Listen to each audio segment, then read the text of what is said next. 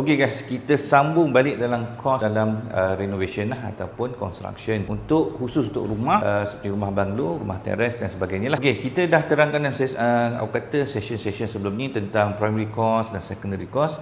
Now kita masuk ke dalam tertiary cost yang kata menyumbang lebih kurang mungkin 5 ke 10% daripada total keseluruhan cost renovation ataupun pembinaan. Okey, so apa tertiary cost ni? Yang pertama, contohnya site cleaning. Yang ni mungkin orang ramai terlepas pandang, kita buat renovation, lamsam dan sebagainya. Tapi kos selepas kerja-kerja renovation siap ataupun tamat, itulah kita nak kata handover ataupun terima site itu dalam keadaan bersih dan ready to occupy kan. So kalau keadaan kata rumah tu kotor dan sebagainya, macam mana kita nak buat? Okay, tentunya kita kena contractor tersebut kena kata buat some cleaning exercise di mana kita nak bersihkan all the debris, kita nak make sure benda semua dalam keadaan berfungsi baik, bersih dan selamat lah. Jadi untuk ini kos untuk site cleaning ni akan be-impose kan, dan tentunya kita nak pakai site cleaning tentu pakai labor ni pun mostly skillful labor kan, yang kita ada alatan, kadang-kadang kita nak pakai vacuum, kita nak pakai steam cleaner, kita nak pakai kata water jet dan sebagainya. So benda-benda ni juga datang dengan kos tertentu. Okey, another tertiary cost ialah kita punya contoh adalah kerja-kerja dari segi final inspection. Ni mungkin kos dia nampak rendah, tapi kos dari segi travelling contohnya inspection ni kadang kita kena orang yang betul-betul mahir untuk datang untuk inspect kerja ni, datang daripada internal contractor tu sendiri, di mana mereka akan buat final inspection, mereka akan tengok keadaan binaan.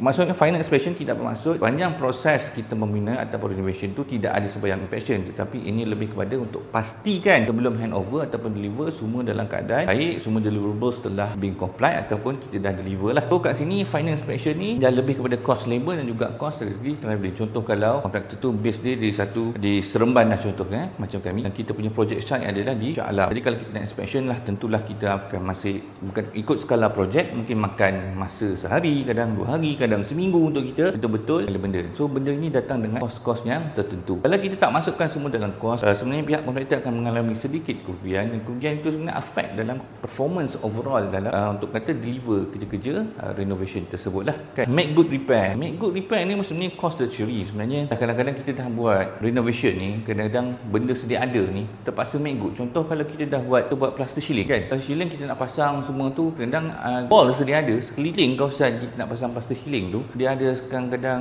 make good kan, kadang dia ada sedikit hairline crack, kadang-kadang dia ada bahan-bahan debris jatuh, stopping, kadang cat, kadang ialah ada benda-benda yang kita terpaksa make good balik supaya keadaan kata reinstate balik dalam keadaan yang baik dan asal kan, ataupun keadaan yang barulah kan. So make good ni banyak. Contoh kadang-kadang kita nak kata buat kerja-kerja extension kadang-kadang sebagainya kan, kita ada bangunan asal ataupun layout asal, kadang-kadang bila kita dah pecah dan sebagainya ada certain spot tentu yang terpaksa kita reinstate balik, kita kena make good balik supaya dia kata berada dalam keadaan yang baik, konsisten dengan apa kerja-kerja yang kita nak buat. Benda ni pun sebahagian kecil daripada kos-kos yang terlibat lah. Dan akhir sekali adalah of course warranty ni, kadang-kadang ada certain kontraktor dia memang masukkan sesiap. Warranty ni sebenarnya kena be costed. Kalau dia tak costed, dia bagi benda tu hanya ambil kos bahan binaan, kos labor, kos-kos tertentu, dan akhirnya dia bagikan sebut harga tersebut, tapi bila dia tak accommodate ataupun incorporate cost warranty, takut nanti dia tak mampu untuk kata dari segi untuk comply dengan dia punya warranty sendiri. Sebab apa? Kadang warranty ni kita perlukan